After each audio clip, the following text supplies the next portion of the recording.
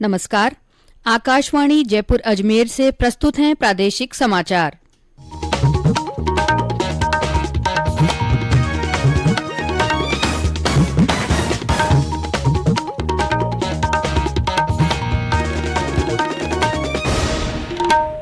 मुख्य समाचार। मुख्यमंत्री अशोक गहलोत ने कर्मचारियों के वेतन से न्यू पेंशन स्कीम के तहत हो रही कटौती 1 अप्रैल से बंद करने की घोषणा की। राज्यपाल कलराज मिश्र ने कहा, यूनेस्को विश्व धरोहर स्थल के लिए स्मारकों को सूचीबद्ध करने का कार्य प्रभावी रूप से किया जाए। प्रदेश में अब तक 12 से 14 आयु वर्ग के 1.25 लाख से ज्यादा बच्चों को कोविड टीके लगाए गए। और आज विश्व जल दिवस है। इस मौके पर प्रदेश में कई कार्यक्रम आयोजित किए जा रहे हैं। समाचारों के साथ मैं अल्पना राठौड़। श्रोताओं से अपील है कि कोविड से सुरक्षित रहने के लिए कृपया इन सरल उपायों का पालन अवश्य करें। पूर्ण टीकाकरण कराएं, मास्क पहनें, 2 गज की सुरक्षित दूरी बनाए रखें, हाथ और चेहरा साफ रखें। और अब समाचार विस्तार से। मुख्यमंत्री अशोक गहलोत ने कल विधानसभा में वित्त एवं विनियोग विधेयक पर चर्चा का जवाब देते हुए कई घोषणाएं की। उन्होंने कहा कि 2004 के बाद नियुक्त कर्मचारियों के वेतन से न्यू पेंशन स्कीम के तहत हो रही कटौती 1 अप्रैल से बंद कर दी जाएगी। इससे कर्मचारियों को 2,300 रुपये से 10,000 रुपये तक बढ़ा हुआ वेतन मिलेगा। उन्होंने कहा कि जिन कर्मचारियों की जनवरी 2004 से अब तक नई पेंशन योजना के तहत वेतन कटौती हुई है, उसे पेंशनर मेडिकल फंड की राशि RGHS में समायोजित करने के बाद बची राशि को सेवानिवृत्ति के समय ब्याज सहित दिया जाएगा। श्री गहलोत ने ओलंपिक, एशियन और राष्ट्रमंडल खेलों में पदक जीतने वाले खिलाड़ियों, अर्जुन और द्रोणाचार्य अवार्ड से सम्मानित पैरा खिलाड़ियों और कोच को 40 साल की उम्र के बाद 20,000 रुपये मासिक पेंशन देने की भी घोषणा की। उन्होंने ग्राम पंचायतों में मिनी सचिवालय बनाए जाने और राज्य के शेष 400 से ज्यादा थानों को उप निरीक्षक से निरीक्षक स्तर के थानों में क्रमोन्नत किए जाने की भी घोषणा की। इसके अलावा मुख्यमंत्री ने चिकित्सा, शिक्षा, सड़क, ऊर्जा और महिला उत्थान से संबंधित कई घोषणाएं भी की। राज्यपाल कलराज मिश्र ने कहा है कि यूनेस्को विश्व धरोहर स्थल के लिए स्मारकों को सूचीबद्ध करने का कार्य प्रभावी रूप से किया जाए। उन्होंने इस बारे में प्रस्ताव तैयार करने के साथ साथ स्मारकों के संरक्षण और रखरखाव की साझा दीर्घकालीन नीति पर भी जोर दिया। श्री मिश्र कल जयपुर में राजस्थान की समृद्ध विरासत का संरक्षण विषय पर आयोजित बैठक को संबोधित कर रहे थे। उन्होंने कहा कि यूनेस्को विश्व धरोहर सूची में शामिल करने योग्य धरोहर स्थलों की दृष्टि से राजस्थान में बहुत संभावनाएं हैं। विश्व धरोहर के रूप में मान्यता मिलने से उस स्थान का प्रभावी संरक्षण तो होता ही है, साथ ही वहां की अर्थव्यवस्था और रोजगार को भी बढ़ावा मिलता है। प्रदेश के देवेंद्र झांझड़िया और राजीव महर्षि को पद्म भूषण तथा अवनी लेखरा, चंद्र प्रकाश द्विवेदी और रामदयाल शर्मा को कल राष्ट्रपति रामनाथ कोविंद ने पद्मश्री से सम्मानित किया। पैरा ओलंपिक खेलों में 3 मेडल जीतने वाले देवेंद्र झांझड़िया खेल के क्षेत्र में अपनी उल्लेखनीय उपलब्धियों के लिए पद्म भूषण पुरस्कार प्राप्त करने वाले देश के पहले पैरा खिलाड़ी हैं। अवनी लेखरा ने टोक्यो पैरा ओलंपिक गेम्स 2020 में निशानेबाजी में देश के लिए पहला गोल्ड मेडल जीतकर रिकॉर्ड कायम किया था। पहले तो मैं माननीय प्रधानमंत्री जी नरेंद्र मोदी जी को बहुत बहुत धन्यवाद देना चाहता हूं, क्योंकि पैरा स्पोर्ट्स में देश में पहली बार पद्म भूषण अवार्ड दिया जा रहा है। सबसे पहले मैं सभी जितने भी युवा या दिव्यांग खिलाड़ी हैं या दिव्यांग जन, उनकी तरफ से बहुत बहुत उनको बधाई देता हूं। ये एक ऐतिहासिक पल है हमारे लिए, इससे बड़ी खुशी की बात नहीं हो सकती कोई भी।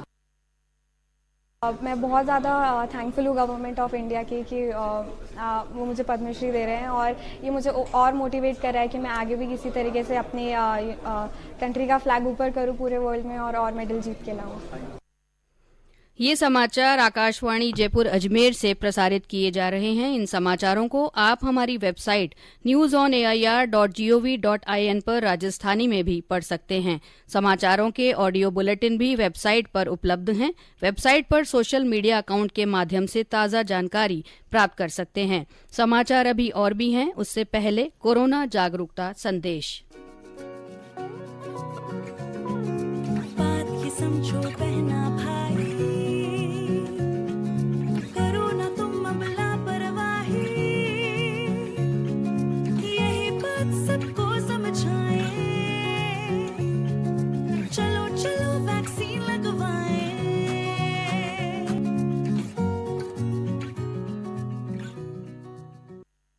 समाचारों में आपका फिर से स्वागत है।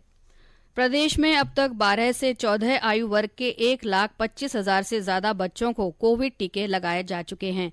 चिकित्सा मंत्री परसादीलाल मीणा ने सभी अभिभावकों को इस आयु वर्ग के बच्चों का टीकाकरण करवाने की अपील की है। उन्होंने बताया कि विदेशों में कोरोना संक्रमण के मामले वापस आने लगे हैं। ऐसे में समय पर टीकाकरण करवाकर हम बच्चों को इस महामारी से बचा सकते हैं। श्री मीणा ने बताया कि प्रदेश में 30 लाख से ज्यादा कॉर्बीवैक्स वैक्सीन केंद्र सरकार से प्राप्त हो चुकी हैं और चिकित्सा संस्थानों में भी उपलब्ध करवा दी गई हैं। राज्य में अब तक 10 करोड़ 7 लाख से अधिक टीकाकरण हो चुका है। 5 करोड़ 43 लाख को पहली और 4 करोड़ 50 लाख से ज्यादा को दोनों डोज लगाई जा चुकी हैं। इधर देश में अब तक 181 करोड़ 52 लाख से अधिक कोविड टीके लगाए जा चुके हैं। स्वास्थ्य मंत्रालय ने बताया कि 12 से 14 वर्ष के बच्चों को अब तक 32,36,000 से अधिक वैक्सीन डोज दी जा चुकी हैं। वहीं 2 करोड़ 18 लाख से अधिक एहतियाती टीके पात्र श्रेणी के लोगों को लगाए गए हैं।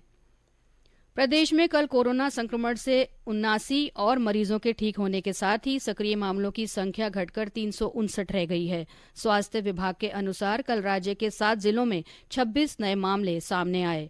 जयपुर जिले में 15, जोधपुर और उदयपुर में 3-3, अलवर में 2 तथा बांसवाड़ा, भरतपुर और प्रतापगढ़ में 1-1 नया मरीज मिला है। वहीं 26 जिले ऐसे रहे जहां कोई नया संक्रमित नहीं मिला। कल इस बीमारी से किसी रोगी की मृत्यु नहीं हुई। और अब आजादी का अमृत महोत्सव से जुड़े समाचार। आजादी का अमृत महोत्सव।